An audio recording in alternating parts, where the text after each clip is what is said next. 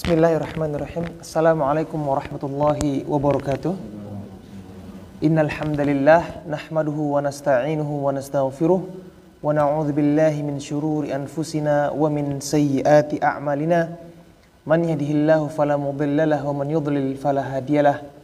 Wa asyhadu an la ilaha illallah wahdahu la syarikalah wa asyhadu anna Muhammadan 'abduhu wa rasuluhu la nabiyya ba'dah. Allahumma salli wa sallim wa barik ala nabiyyina Muhammadin wa ala alihi wa ashabihi ajma'in.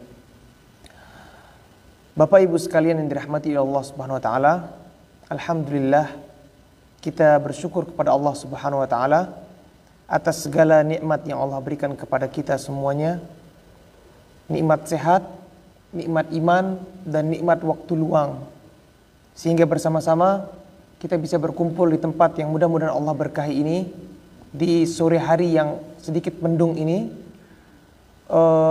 dalam rangka silaturahmi dan melanjutkan kegiatan yang sangat-sangat bermanfaat. Kegiatan yang dimana kegiatan ini bukan hanya sekedar ajang bertemu saja, akan tapi kegiatan ini kegiatan yang dicintai oleh Rasulullah Sallallahu Alaihi Wasallam, di mana Rasulullah Sallallahu Alaihi Wasallam menyebutkan dalam hadisnya, khairukum man ta'allamal Qur'an wa 'allamahu. Sebaik-baik orang di antara kalian adalah yang mempelajari Al-Qur'an dan mengajarkannya. Sehingga kegiatan seperti ini harus terus diusahakan untuk berlanjut. Jangan karena tadi disebutkan oleh Kang Arif, sebagian teman-teman pulang misalnya selesai masa studinya di sini, kemudian kegiatan seperti ini menjadi berhenti.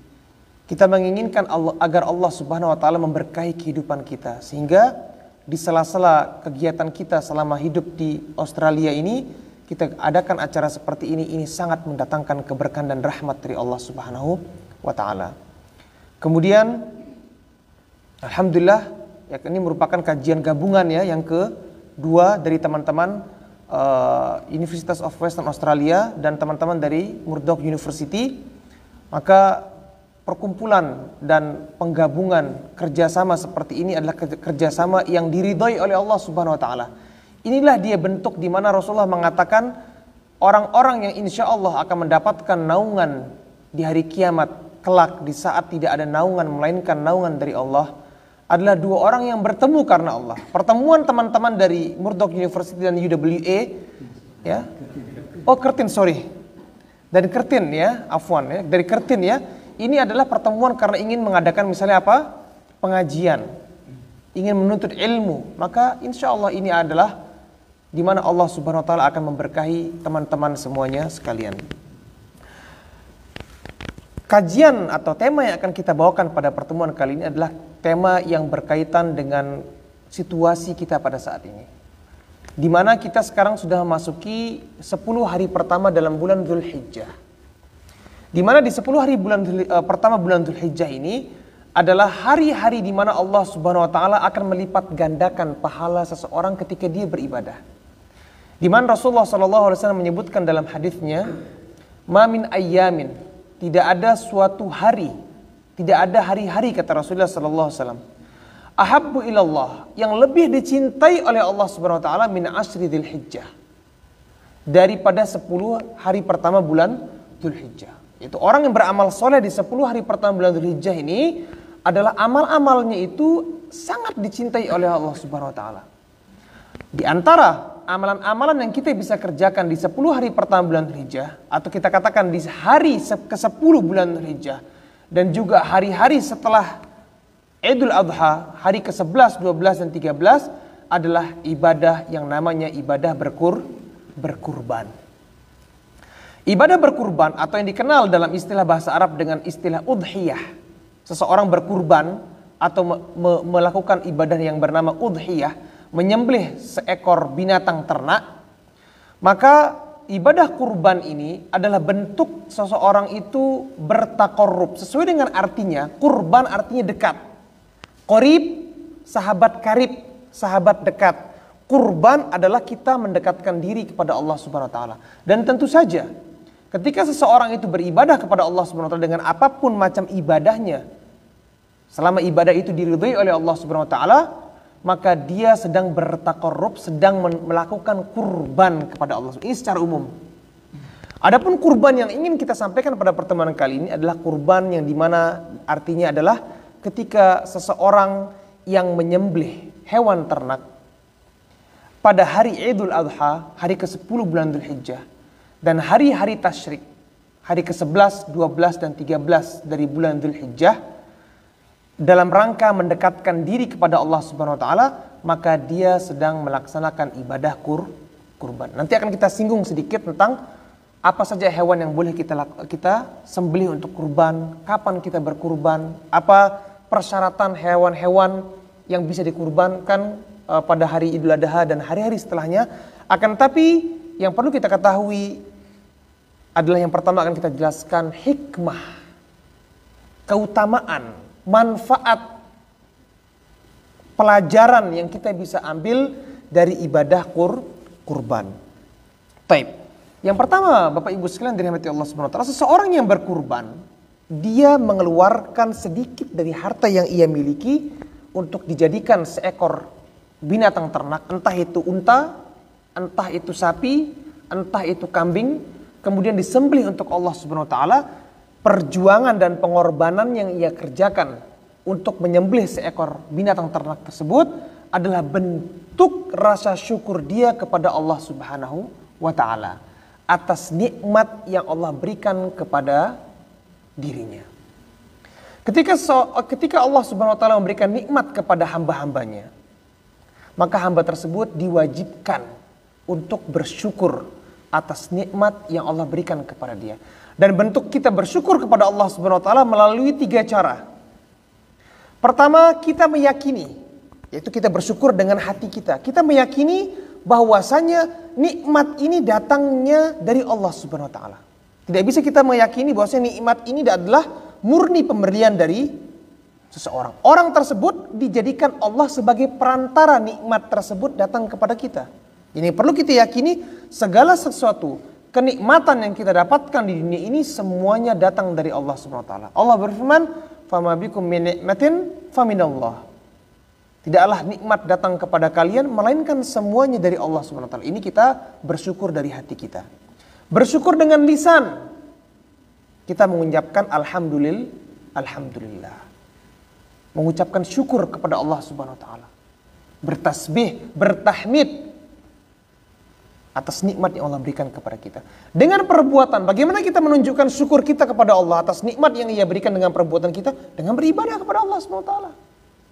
Dengan menyalurkan harta dan nikmat yang Allah berikan itu juga untuk apa? Kembali kepada Allah. Dan diantaranya adalah dengan cara berkurban.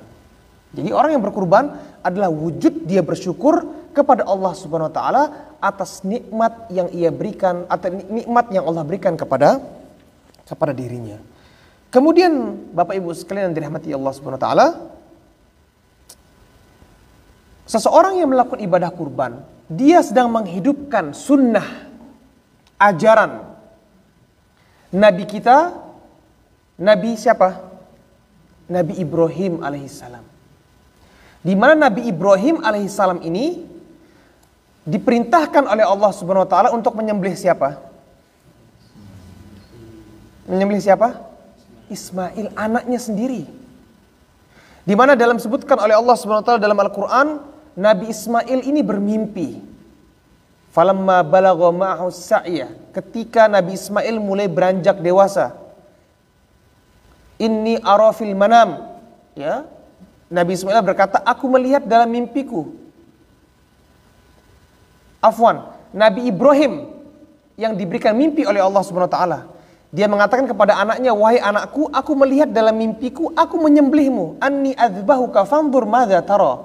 Aku menyembelihmu, maka bagaimana menurutmu wahai anakku? Kata Nabi Ibrahim.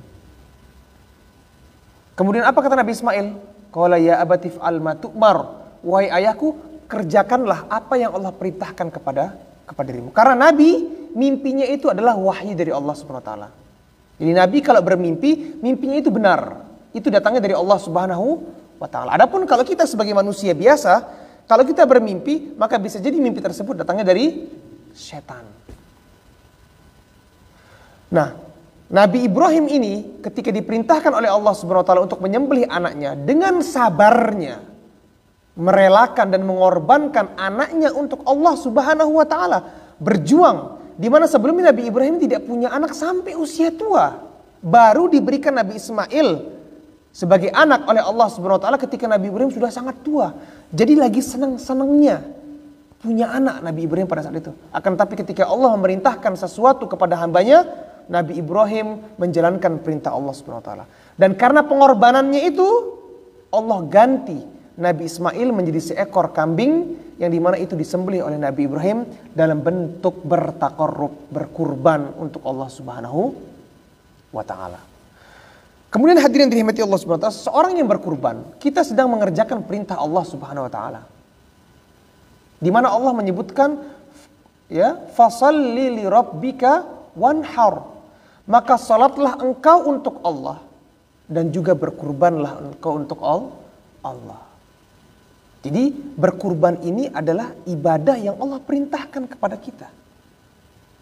Dan ketika Allah memerintahkan sesuatu, kita mengerjakan perintah Allah, tentu saja kita akan mendapatkan pahala dari Allah Subhanahu wa taala.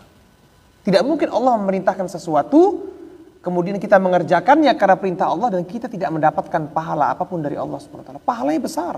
Nanti yang kita sebutkan pahala-pahalanya. Kemudian ya,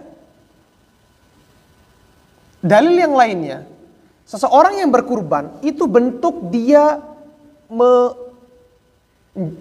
mengucapkan statement atau menyatakan bentuk pernyataan dia sebagai seorang muslim yang hakiki.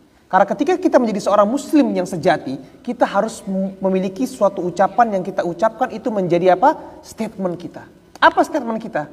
Qul, Nabi Muhammad diperintahkan oleh Allah Subhanahu wa taala, inna salati, sesungguhnya salatku. Kita diperintahkan semua dari kita untuk menyatakan ini dalam hidup kita, salat kita. Wa nusuki, dan sembelihan-sembelihan kita yaitu kurban kita. Wa mahyaya, dan hidup kita. Wa mamati, dan apa? Matiku. Jadi seluruh hidupku ini adalah lillahi rabbil alamin, untuk Allah Subhanahu wa taala. Jadi kita bentuk menyatakan diri kita. Kita ya membuat pernyataan. Salatku, persembelihanku untuk Allah Subhanahu wa taala. Sehingga semua yang Allah perintahkan kepada kita tentu saja akan bernilai pahala di sisi Allah Subhanahu wa taala. Taib. Kemudian di antara keutamaan kurban yang lainnya adalah ibadah kurban itu lebih baik daripada bersedekah dengan uang senilai hewan yang ia belikan itu. Kita ambil misal. Seseorang membeli seekor kambing dengan harga 3 juta rupiah di Indonesia. Kemudian dia berkurban dengan kambing tersebut yang bernilai 3 juta rupiah. Pahala dia membeli kambing dan mengorbankannya untuk Allah Subhanahu wa taala itu lebih besar dibandingkan pahala orang yang bersedekah dengan uang tunai 3 juta. Tentu saja lebih besar. Kenapa? Karena penyembelihan yang dilakukan di waktu mulia. Seseorang yang menyembelih di hari raya, di hari-hari tasyrik, ya, maka itu bernilai lebih besar dibandingkan orang bersedekah di hari raya dengan uang tunai. Kenapa demikian? Karena orang bersedekah dengan uang tunai, ia bisa kerjakan setiap waktu. Anda bisa mengorbankan atau menyedekahkan uang 3 juta rupiah sekarang, minggu depan, bulan depan, 3 bulan lagi, 6 bulan lagi, kita bisa lakukan kapanpun saja. Adapun ibadah kurban ini adalah ibadah yang spesial. Ibadah yang hanya datang setahun berapa kali? Sekali. Sehingga di waktu yang spesial tersebut, Allah berikan pahala yang spesial bagi orang yang mengerjakan. Karena kalau kita berbicara tentang ibadah, Bapak Ibu sekalian dirahmati Allah Subhanahu wa taala, ibadah itu bermacam-macam. Ada ibadah harian. Contohnya apa ibadah harian? Salat, ngaji, zikir. Ada yang namanya ibadah mingguan. Siapa yang bisa menyebutkan ibadah mingguan? Salat Jumat. Apa lagi? Hah? Salat Jumat apa lagi? Membaca surah Al-Kahfi, betul, luar biasa. Itu termasuk di antara ibadah. Ada ibadah bulanan, ada apa tidak? Apa ibadah bulanan? Hah? Puasa Ayyamul Bid, Masya Allah. Ya. Kemudian ada ibadah tahunan. Apa di antara ibadah tahunan? Puasa Ramadan, sholat Idul Fitri, sholat Idul Adha, menyembelih, zakat fitrah. Itu hanya setahun sekali. Gak bisa orang zakat fitrah di bulan Sya'ban misalnya. Gak bisa orang menyembelih Idul Adha kurban ini di bulan Rajab misalnya. Bisa gak orang puasa itu 30 hari itu di bulan Muharram misalnya. Di bulan Ramadan orang berpuasa. Itu dia ibadah tahunan. Ada ibadah yang hanya sekali seumur hidup. Apa? Haji bisa setiap tahun sekali bagi yang punya harta. Apa ibadah yang hanya sekali seumur hidup? Akikoh, luar biasa. Apa lagi? Nikah? Hah? Yakin cuma sekali? Apa ibadah yang hanya sekali? Khitan. Hanya nggak mungkin orang khitan 3-4 kali, ya sekali. Jadi itu dia. Jadi ibadah itu beraneka ragam. Nah, yang menjadikan ibadah kurban ini spesial, kenapa? Karena dia hanya datang setahun sekali. Dan setahun sekali itu sangat spesial. Allah berikan pahala yang dahsyat dan begitu besar bagi orang yang apa? Yang mengerjakan ibadah kurban ini. Banyak hadis-hadis yang apa? Yang disebutkan tentang keutamaan apa namanya? Berkurban ini. Di mana ibadah berkurban ini diantaranya juga adalah ibadah yang dimana orang itu bisa mengikut sertakan seluruh keluarganya untuk berkurban. Jadi berkurban itu tidak cukup Bapak Ibu sekalian beli seekor kambing kemudian niatnya ini kambing saya buat satu orang saja. Tidak. Seorang ayah itu bisa berkurban untuk seluruh anggota keluarganya dan itu dihitung pahalanya semua sama oleh Allah Subhanahu wa taala. Ini spesialnya, keutamaannya. Kalau sholat orang sholat buat dirinya sendiri. Bisa nggak orang sholatin orang lain? Bisa nggak? Bapak sholat gitu, saya niat sholatin buat sholatin teman saya sholat, teman saya tidur. Misalnya. Nggak bisa. Sholat masing-masing harus sholat. Adapun kurban ini, menyembelih seekor kambing atau seekor sapi atau seekor unta pun, boleh dia niatkan untuk apa? Seluruh anak-anak dan istrinya. Dan ini pernah ditanyakan oleh seorang sahabat yang bernama Abu Ayyub Al-Ansari radhiyallahu taala anhu. Ditanya dia, bagaimana kaifa kana dhahaya fi ahdi Rasulillah sallallahu alaihi wasallam? Bagaimana sih orang-orang berkurban di zaman Rasulullah itu? Kemudian Abu Ayyub Al-Ansari mengatakan, seseorang itu berkurban ya anhu wa an ahlihi. Dia meniatkan untuk dirinya sebagai seorang ayah dan untuk seluruh anggota keluarganya. Jadi jangan sampai kehilangan kesempatan. Ini kita harus juga menitipkan, menyelipkan niat kurban tadi itu untuk anak dan istri kita. Bahkan untuk orang lain pun kita boleh niatkan. Tidak cukup terbatas hanya untuk keluarga saja. Buktinya Rasulullah SAW ketika di akhir hayatnya beliau menyembelih seekor kambing dan mengatakan apa? Ini untukku dan seluruh umatku. Kata Rasulullah SAW. Sehingga kata para ulama, orang yang tidak mampu berkurban di tahun itu, dia akan tetap dapat pahala. Kenapa? Dia sudah diniatkan oleh Rasulullah SAW. Bayangkan, ya. Nggak bisa berkurban, jangan sedih. Kenapa? Dikurbankan oleh Rasulullah SAW. Ini keistimewaan luar biasa ibadah ini. Kemudian Bapak Ibu sekalian dirahmati Allah Subhanahu wa taala, apa itu hukum berkurban? Supaya kita tahu. Hukumnya apa sih berkurban itu? Wajib? Sunnah? Apakah boleh-boleh saja? Apakah nggak boleh? Sebelumnya kita harus tahu dulu, apa itu arti wajib? Ada yang bisa menjelaskan ke saya apa itu arti wajib dalam hukum suatu ibadah? Apa arti wajib? Kalau orang mengatakan, kamu harus sholat itu hukumnya wajib. Apa itu artinya wajib itu? Harus dilakukan. Itu saja? Kalau ditinggalkan apa risikonya? Dosa. Itulah di arti wajib. Arti wajib adalah ketika kita diperintahkan oleh Allah mengerjakan satu hal, kita mendapatkan pahala kalau kita kerjakan. Kalau kita meninggalkannya, kita akan mendapatkan itu konsekuensi dari meninggalkan yang wajib, mendapatkan dosa. Apa arti kata sunnah atau mustahab atau dianjurkan? Sholat duha hukumnya apa? Sunnah. Puasa Senin Kamis hukumnya apa? Apa arti sunnah tadi itu?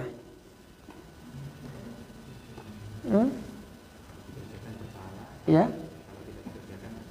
Masya Allah, mumtaz. Kalau dikerjakan mendapatkan pahala, kalau tidak dikerjakan nggak dapat apa? Masya Allah. Itu artinya sunnah. Dalam masalah hukum berkurban ini, para ulama berbeda pendapat. Akan tapi mereka sepakat pada satu hal, di mana hukum berkurban tersebut itu wajib bagi yang mampu. Orang yang nggak mampu nggak wajib kurban. Bagi yang mampu, maka dia wajib berkurban. Mereka beranjak dari dalil ketika Rasulullah SAW bersabda dalam hadisnya, man wajada sa'atan an yudhahi. Barang siapa yang menemukan kelapangan, artinya punya ekstra money, bisa beli kambing, misalnya, atau bisa urunan misalnya untuk beli sapi, karena nanti kita jelaskan satu sapi itu boleh urunan berapa orang? 7 orang. Satu unta boleh urunan berapa orang? 10 orang. Satu kambing 1 orang. Tapi dia boleh niatkan untuk apa?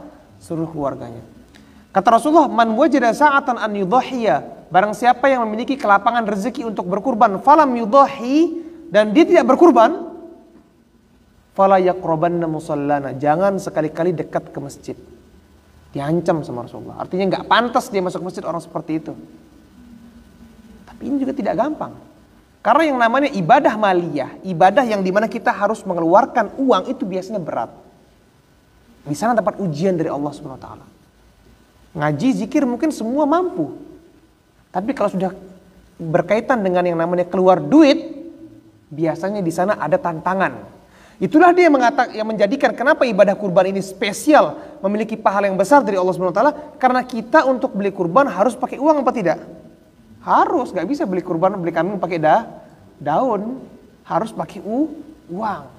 Sehingga di sana Allah berikan ganjaran bagi kita. Hewan yang boleh disembelih, dan sekarang kita masih punya waktu. Insya Allah masih ada berapa? Dua hari lagi ya, untuk berkurban. Jadi bagi bapak ibu yang belum berkurban dan punya kelebihan rezeki, cepat transfer uang. Kalau nggak kurban di sini, kurban di Indonesia, transfer uang, belikan kambing. Kalau bisa beli sapi luar biasa, kalau bisa beli onta, nggak ada di Indonesia onta. Ya. Di Arab Saudi baru ada. Langsung berikan. Nah, hewan yang boleh dikurbankan itu adalah hewan-hewan yang termasuk bahimatul an'am. Disebutkan dalam Al-Quran banyak tentang masalah bahimatul an'am, hewan ternak. Dan yang termasuk bahimatul an'am itu adalah sapi, kambing, unta. Itu saja. Kuda tidak termasuk. Singa apalagi. Dimakan saya nggak boleh, apalagi dikurbankan. Jadi yang termasuk hewan-hewan yang boleh untuk dikurbankan adalah sapi, kambing, dan unta. Kemudian seekor kambing itu untuk 1 orang dan boleh diniatkan untuk satu keluarganya. Taib. Kemudian sapi dan unta. Sapi itu boleh untuk berapa orang tadi saya katakan? 7 orang. Unta berapa? 10 orang, Masya Allah. Jadi kalau bapak ibu sekalian mampu untuk beli seekor kambing, maka belilah seekor kambing. Barang siapa yang tidak mampu beli seekor kambing, mampunya urunan sapi, maka urunan sapi. Tapi saya rasa kurang lebih sama harganya. Sapi kalau dibagi 7 harganya seperti seekor kambing, iya apa tidak? Berapa harga sapi di Indonesia sekarang? Hah? Sapi? 14 sampai 2. Kambing 1,5 sampai 2, berarti kurang lebih sama ya. Kambing 3 juta, oh berarti betul. Berarti kalau dia tidak mampu beli kambing, maka dia bisa kongsi untuk apa? Patungan, beli sapi. Taib. Kemudian Bapak Ibu sekalian dirahmati Allah Subhanahu wa taala, seseorang itu boleh menyembelih kambing yang minimal umurnya setahun.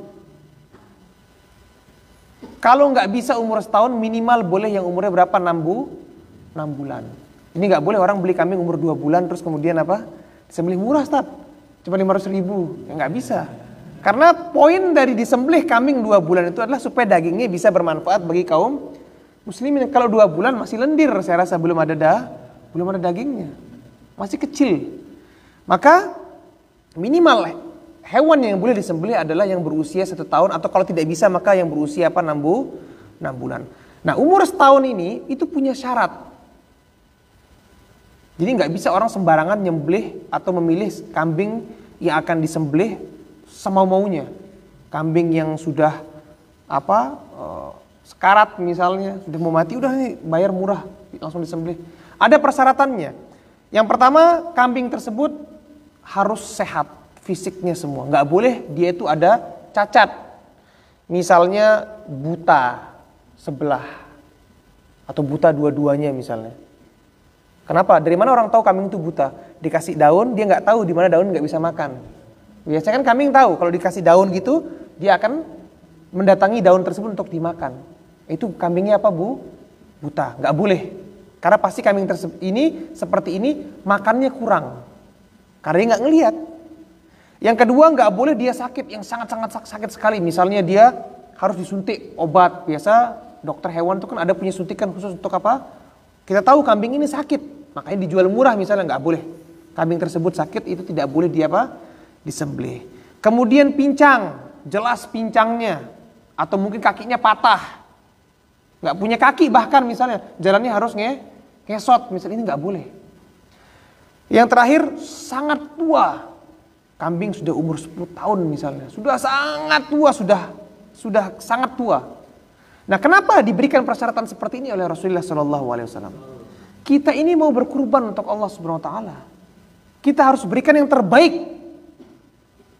Yang terbaik, bukan yang asal-asal. Bahkan kebiasaan para sahabat di zaman Rasulullah SAW ketika mereka berkurban itu, nah kebanyakan orang di Madinah zaman dahulu itu mereka tuh pengusaha ternak kambing. Jadi mereka masing-masing satu orang tuh punya kambing 100, ada yang kambingnya 1000. Nah, pas ketika datang hari kurban, waktunya untuk berkurban, mereka pilih kambing yang terbaik, yang paling gemuk, yang paling besar, itu yang dikurbankan oleh mereka. Bukan justru yang paling kecil misalnya, yang paling jelek misalnya, ini tidak laku kalau dijual nih, udah korbanin aja. Bukan yang seperti yang terbaik.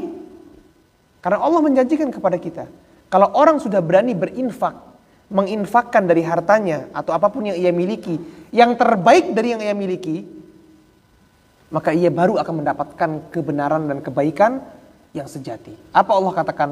Lan tanalul birra hatta tunfiqu mimma tuhibbun. Kalian tidak akan mendapatkan kebaikan yang sebenar-benarnya baik dari Allah sampai kalian mau menginfakkan dari apa yang terbaik yang kalian miliki. Kita buka lemari kita, lihat baju kita banyak. Waduh, baju kita banyak ini, kayaknya kebanyakan ini. Banyak sebagian baju yang gak kepake. Aku mau kasih temanku. Yang dikasih yang paling warnanya pudar misalnya, atau yang paling murah, atau yang sudah agak kekecilan sama dia. Kenapa? Karena harganya murah. Justrunya harusnya yang ia berikan kepada temannya sebagai hadiah itu misalnya yang paling mahal. Ini yang paling mahal yang saya punya. Saya mau kasih hadiah buat teman saya. Di sana baru nanti Allah akan berikan kita kebaikan. Dan orang yang melakukan hal-hal seperti ini, jangan khawatir antum kehilangan harta antum. Ketika seorang itu berkurban misalnya, atau memberikan sedekah, bantuan, hadiah kepada temannya dan sebagainya, berinfak di jalan Allah SWT, dia niatkan karena Allah, Allah gantikan lebih. Man taraka syai'an lillah awwadahu Allahu bima khairan minhu. Barang siapa yang meninggalkan sesuatu karena Allah, menginfakkan sesuatu karena Allah, mengerjakan sesuatu, mensedekahkan sesuatu karena Allah, awwadahullah, Allah akan gantikan bagi dia yang lebih baik. Dan ini sudah banyak terbukti kisah beberapa orang yang dia membantu seseorang, dia hanya punya uang pas-pasan, dibantu anak yatim, kemudian Allah gantikan dia rezeki yang kemudian dia jadi orang yang kaya raya misalnya. Asal kita yakin, hanya saja kita tidak yakin kepada Allah Subhanahu wa taala. Allah katakan, investasi yang paling menguntungkan di dunia ini apa? Oh, ada start real estate, bangun rumah. Untungnya itu 200%. Modal 100 juta, untung 200 juta. Baru 200%. Berarti 2 kali lipat untungnya kan? Apalagi kira-kira bisnis yang menjanjikan yang lain? Saya kurang ngerti juga saya. Ada nggak bisnis yang seseorang itu naruh uang tuh misalnya $1, untungnya itu sampai $700 lebih. Keuntungannya 700 kali lipat. Apa nama bisnis itu? Hah? Ini ibu yang jawab terus nih, Masya Allah ini. Hah? Apa nama investasinya? Sedekah. Seorang menginfakkan jalan Allah itu apa? Digantikan oleh Allah sampai 700 kali lipat dan bahkan lebih oleh Allah Subhanahu wa taala. Itulah di investasi terbaik. Maka perbanyaklah sedekah. Dan khususnya kita sekarang di saat yang sangat kritis seperti ini. Alhamdulillah kita sekarang di atas nikmat. Hadirin semua yang dirahmati oleh Allah Subhanahu wa taala.